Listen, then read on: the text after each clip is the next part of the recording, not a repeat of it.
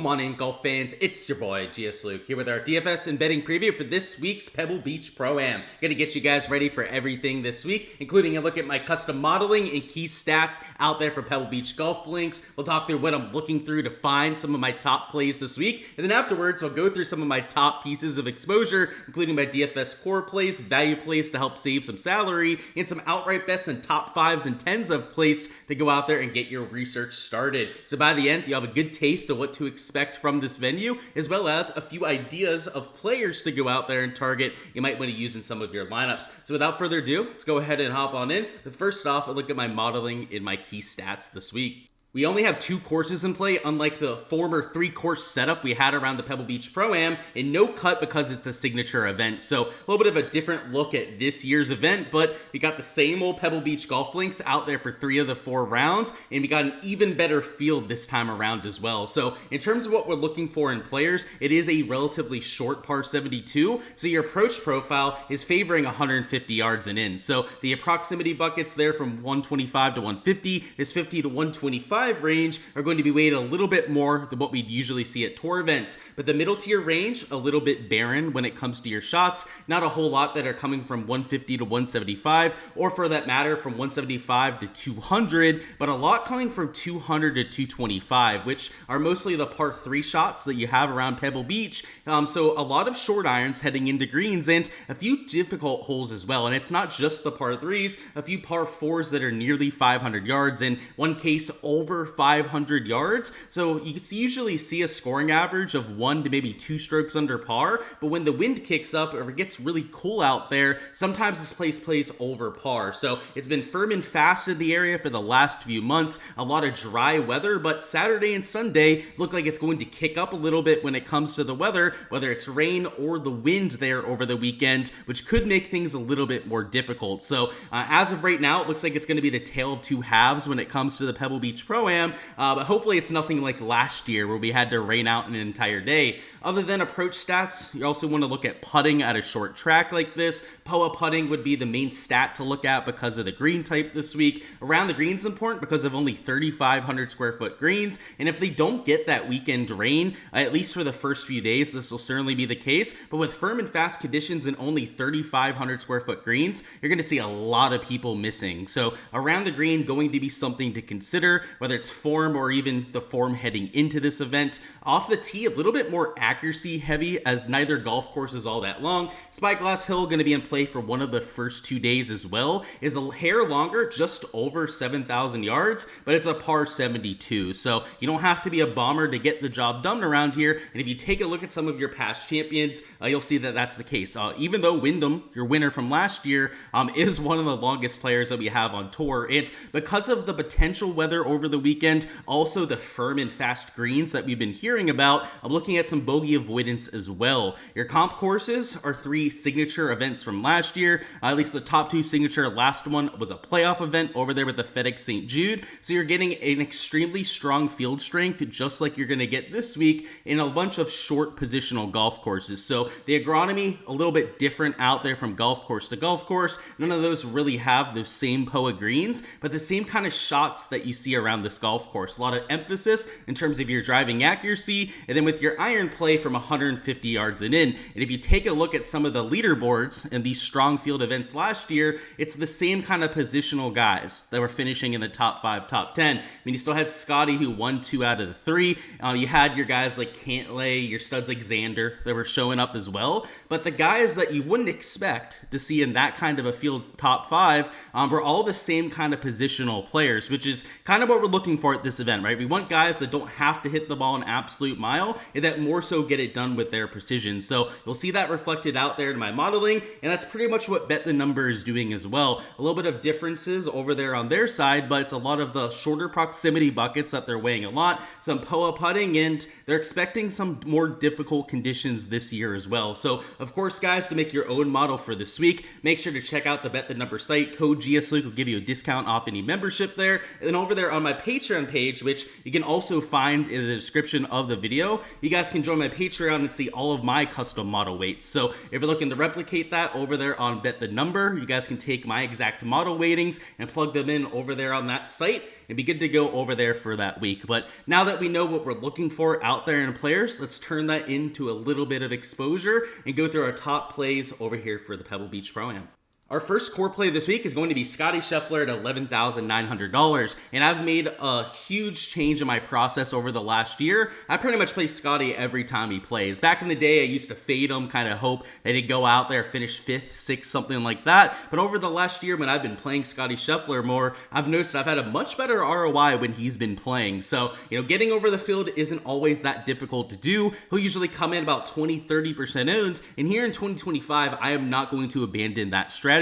So no outright bet. I'm not going to take them at 5.5 to 1 odds, 5 to 1 odds that you can find in some of those books. But in DFS, I think he's a fantastic play this week. Really, the only question mark around Scottie is going to be whether he has any rust after returning from injury. But this golf course, particularly if it plays firm and fast the first few days, sets up perfectly for his game. I'm looking for iron players at Pebble Beach most years, but if it's going to play even harder this year to go out there and hold the greens, players with a high ball flight like a Scottie Scheffler and that are elite with their distance control are going to be at a massive advantage. And it's not like it's going to play brutally difficult. This track probably plays about even part worst, even if it's super firm and fast, but hitting greens regulation is going to be a premium. If you're going to go out there and shoot someone like 4 or 5 under, I think the winning score this week probably in that 15 to 20 under par range. You're going to have to be hitting 14 to 15 green regulations per round. And Scottie, assuming that he's not all that rusty out there, is the kind of player that you trust to go out there and do so. If you take a look at his long-term POA numbers, he's not the best putter on the surface, but for his career, about a neutral player on POA, which,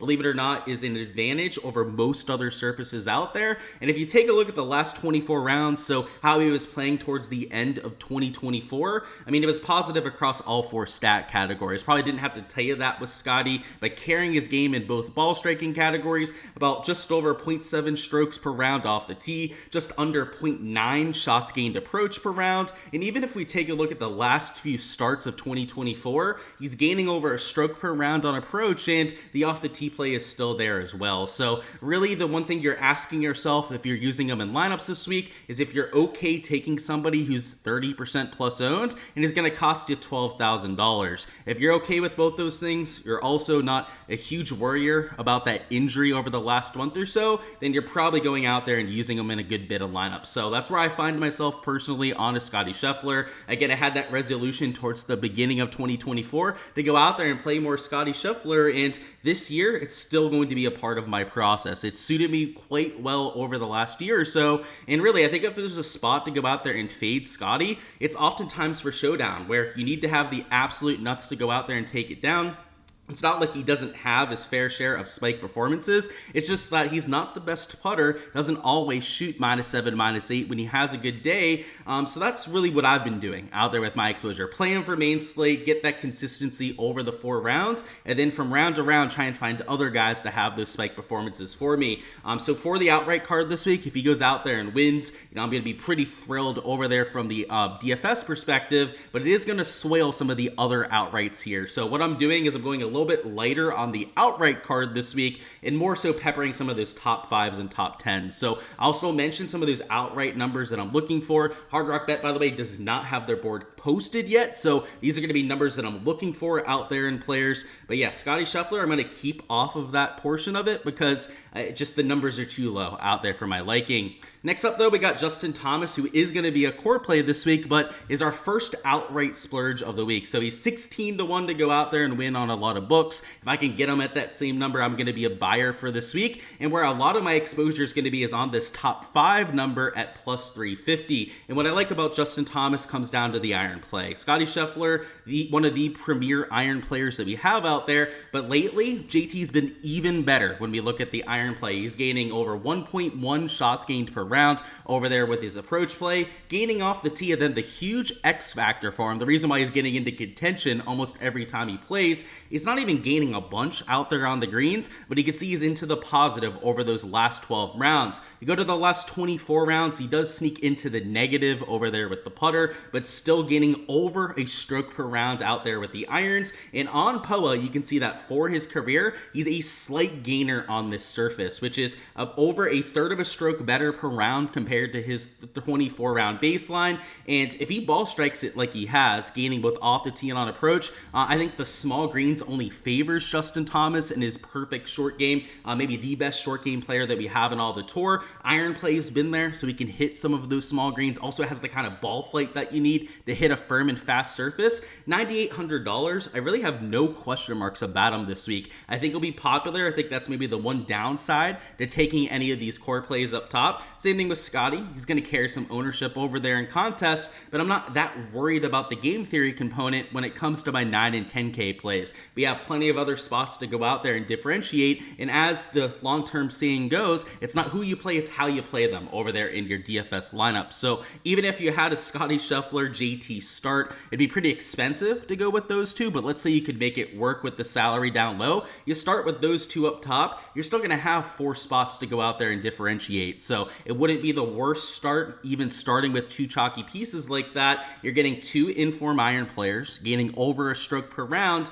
Both top 5 model rankings. You can see number 3 over there for Scottie. By the way, number 1 and 2 are only at 1 and 2 because of their DP World Tour stats. That would be Shane Lowry and Rory McIlroy, who are number 1 and 2 in my modeling, which I think still great form heading in. Can't completely overlook it. But if you're looking at PGA Tour only stats, I know it's from a long time ago, but Scottie Scheffler's number 1 in the field. So that's kind of why he was a no-brainer play. Justin Thomas, you take out some of those DP World Tour players, he's the number 2 player in the field out of everyone that we have. So he's number 4 in recent form ranking. Even the long-term stuff loves a Justin Thomas. By the way, the DP World Tour stuff also impacts some of the long-term stuff. So he's a top 3 player when it comes to the long-term fit as well on the PGA Tour. A lot of great things that you can say about Justin Thomas. So core play for me this week, I'll be looking to get over the field, and I think my favorite out of those 2 bets would be that top 5, just because I'm worried about Scottie Scheffler. If he comes back, he looks like the normal Scottie Scheffler.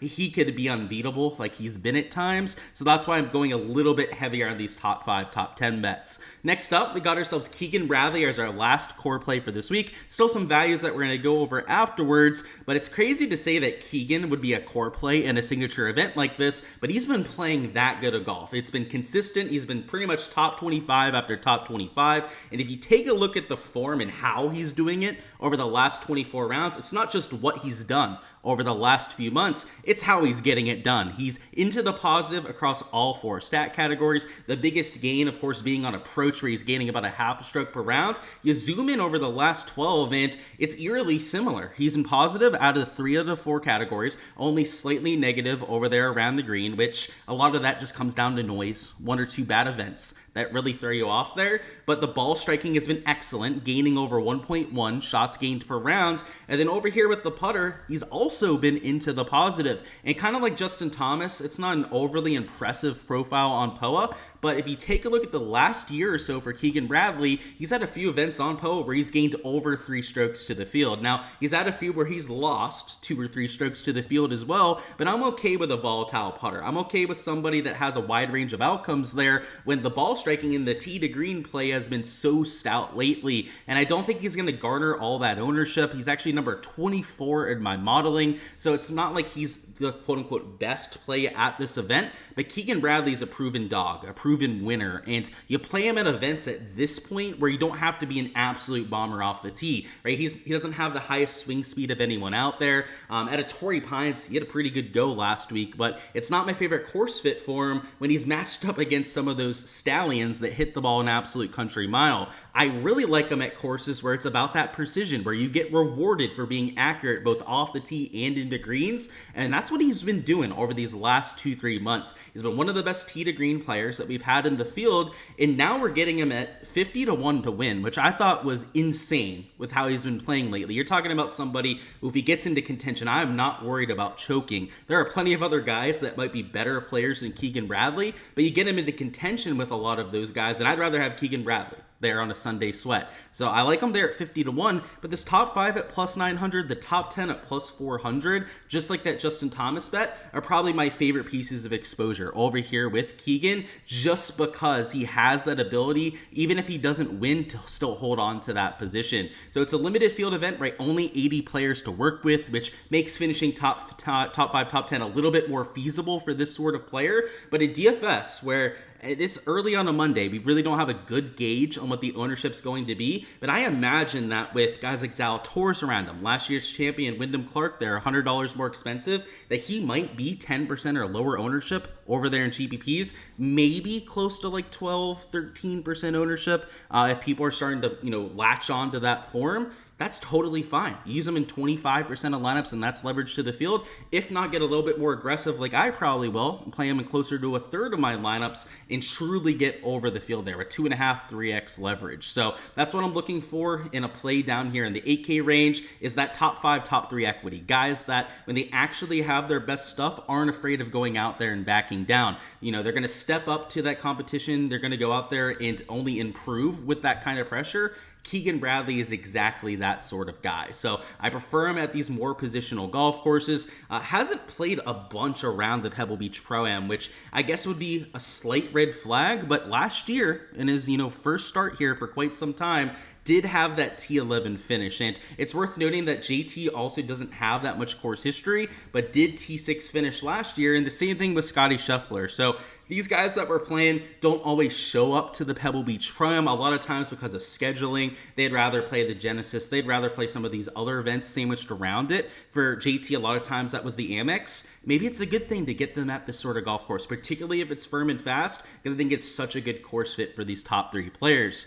Before we talk about our values, a few top 5, top 10s towards the bottom end of the board, do want to remind you guys how you can get access to these spreadsheets. That, of course, is over there on my Patreon page, where you can download these completely uncensored. On there, it has projections, it has modeling, it has shots gained, all of the form, everything that you see here throughout these videos for every single player that's teeing it up. So this week, the 80-some players that are out there in the field, you're going to get a complete breakdown of every single guy. So if you're out there projecting lineups, trying to research the field, for whatever reason, whether it's betting, whether it's just watching, or whatever the case may be, you're gonna have all the information at your fingertips, all on one spreadsheet. You don't have to go from website to website, data point to data point, trying to chase your tail on some of these stats. I put it all in one easy to read place. I give you guys all my modeling as well. So if you don't know how to do stat modeling, I give you guys my insight every single week to go out there and evaluate these players. So we got DFS projections. We'll have ownership on there as we get closer to Lock on Wednesday, as well as my player poll and all my betting exposure for any given week. So as of right now, as I said, Hard Rock Bet doesn't have their board up. These numbers over here are the guidelines of what I'm looking for in any given players. For all of that, as I actually enter it on these sites, make sure to check out my Patreon page for that. Again, link in the description of the video to go out there and join. And if you think this is going to cost you hundreds of dollars a month to go out there and join, it's not. It's $15 a month to go ahead and join my Patreon page. Very affordable, given I cover the main slate and showdown every single weekend. So if you're playing DFS, you're entering more than, let's say, $20 a week for your entries, it's going to be well worth your money to go out there and check it out. And if you're entering any sort of outright card any single week, $20 plus of outrights, top 5s, top 10s, it's going to more than pay for itself over there as well. So link in the description to go out there and join. And now let's talk about some value plays towards the bottom end of the board. So first value is going to be Tom Kim at $7,800. I did bet him for a little bit of a sprinkle at 60 to 1, but the top 5, top 10 here at plus 1,100, top 10 at plus 450 is once again where I'm putting most of my exposure. And what I like about Tom Kim is you play him at these shorter positional golf courses, not brutally strong off the tee. I think as he gets older, more developed, stronger, puts on more muscle mass, he could be a player that we're taking at, let's say, a Torrey Pines. But at a golf course like Pebble Beach, where if you can hit some fairways, hit a bunch of greens, you're going to get a huge advantage, really plays into his skill set. So if you go to the last 12 measured rounds, you'll see that he's gaining 0.7 strokes approach per round, also gaining off the tee. And though the putter's been a slight negative lately, he's had a lot of spike weeks as well. He's had a few weeks of 2-3 shots gained, and while he's been a little bit inconsistent, I'm okay with that, just like a Keegan Bradley, right? I want somebody with a wide range of outcomes, particularly in DFS, where we're looking for a top 5, top 10 to pay off. And if we get that spike putting performance, we're able to continue this form that we've seen lately. He's the kind of player that I could see going out there and actually finishing top 5, which isn't the case for everyone in this field. Like, I know it's a world-class field. You had to win. You had to finish top 50 last year to really get in here. For the most case, some of them are recent form guys, but they're all playing really, really solid golf. To finish top 5 in this kind of field, you've got to have some real horsepower, right? You're not going to finish top 5 in this field. It's not the same as finishing top 5 in a fall series event, right? It's a completely different outcome to go out there and do it in a signature event. Tom Kim actually has that kind of upside. So I think in DFS will be a little bit overlooked. Guys like Razorman, I'm expecting to be popular. A Beau Hossler with his form here, I think is going to be extremely popular with that course history. Tom Kim's a better player, in my opinion, than pretty much everyone else around him here, and has one of the better course fits going as well. So that's really the idea out there with the Tom Kim. If we take a look at the event history, you'll see him here at $7,800, only at the start if you're looking for course history, I guess our plays here aren't going to be the best for that. But yeah, he can only improve really on that T31 last year. And considering the golf course fit, I think there's a good chance he goes out there and does so. Next up, we got ourselves Nick Taylor at 7,200. I did bet him at 90-1, and with that dog factor, kind of like a Keegan Bradley, he gets into contention. I'm not worried about Taylor. Like, he's not going to back down. If anything, he's only going to get better if that pressure ramps up. But the top 5 at plus 1,200, I thought was disrespectful even in this kind of field. And the top 10 at plus 550 is where a lot of my exposure is coming in. And Nick Taylor, by the way, is a former winner around this event. If you guys didn't know that, down here at 7,200, you can see he won it 5 years ago. Didn't play his best last year, but has 2 other top 20 finishes over the last 5 years. And I mean, the stats lately, he is absolutely striping it. He's gaining over a stroke per round out there with his irons. That's the main thing we're looking for in players this week, but also gaining across all 4 stat categories. He's a good putter on POA. You can see nearly half a stroke better per round on POA compared to his 24 round baseline. So you love that out there from the course fit. And Nick Taylor is a very streaky player. He's the kind of guy, when he finds some form, he finds his game, will go out there and sustain it for a few weeks. And you saw it a few years ago, right? Went out there and nearly won a few weeks after that. Is the kind of guy that'll have a few top 5, top 10s in a row. And he's on that kind of stretch right now. So he's doing it with the irons. He's got really good course history here. I'm not going to jump off at this point. And as long as he's not mega chalk this week, I think he'll get some ownership because of the course fit, probably at least 7 to 10% in contests. But if he's in that 7 to 10% range, I can use him at 20-25% of lineups and get that leverage to the field, then I'm going to be a buyer on a Nick Taylor. So, solid stats, solid course fit, solid form heading in. There's a whole lot of reasons to want to go ahead and use them. And then lastly, our last play here is going to be a Denny McCarthy at $7,000, who also has a really good course history. So if you guys have taken a look at the stat profile before, they had the 4th place finish a few years ago, that T12 finish 3 years ago, and a really good putter on POA. You can see gains over 1.25 shots gained putting POA per round, and then over his last 12 measured rounds has been really good from fairway in. So not his best off the tee lately. Luckily, it's not an off the tee heavy course, but gains on approach, gains with the putter, and if you zoom out over the last 24 measured rounds, it's a lot of the same, right? He's losing off the tee, gaining in the other 3 categories, and the kind of player that you play at these shorter positional golf courses. And while I didn't take him for an outright, he doesn't necessarily have that dog like some of these other players, like guys that are proven tour winners in every other case. I love the top 10 at plus 650, and I also love the top 5 at plus 1,600. If he's going to go out there, get into contention, we've seen him top 5 here before. We've also seen him top 5 at other signature events before. So, I think that would be the ceiling out there for Denny McCarthy, which at $7,000 in DFS is kind of what we're looking for here towards the bottom end of the 7K range. A top 5 would be great. A top 10 would probably work at that kind of price tag. I love the putting numbers. I like the iron play, especially from 150 yards and in, which, by the way, if you take a look at the last 16 to last 24 measured rounds, pretty much whatever sample size you look at, he's top 5 in the field when it comes to that wedge play. So I love that for Denny. I like the putting that you have on the surface. Not necessarily an outright play that I like, but I could totally see him finishing top 5, top 10. So somebody else I'm adding out there to the outright card and for some potential exposure this week. Alrighty guys, that is all I've got for the DFS and betting preview this week. Go ahead, smash that like button if you guys haven't already. Also subscribe to the channel so you don't miss any of the content to come, including our DFS breakdown on Wednesday Wednesday, going over all your questions last second. That'll be streamed at 7 p.m. here on my channel, so make sure to set a reminder for that. Bring any questions you've got out there before lock. We'll go through a weather report, some DFS ownership, lineup construction, also some prop stuff on Underdog and Prize Picks, and we're also going to have live streams throughout the weekend for rounds 2 through 4, both from the Showdown side, that'll be over on the Ship It Nation YouTube, as well as over on my channel afterwards for props and for betting. So make sure to subscribe, don't miss all of that in the future, and also go ahead and comment down below who you've got as the winner for this week for a chance to earn a free month of my Patreon page. If you guys can give me the winner of this golf tournament, you will win a free month access, and it's going to be on a first come first serve basis. The only requirement there is that they're at least 25 to 1 to win. So if you get the winner and they're at least 25 to 1 to win on all those major books, you will automatically win access to the Patreon. So that's all I've got, guys. I appreciate you guys stopping by as per usual. Go ahead, smash that like button if you haven't already, and let's have ourselves a week over there for the Pebble Beach Pro-Am.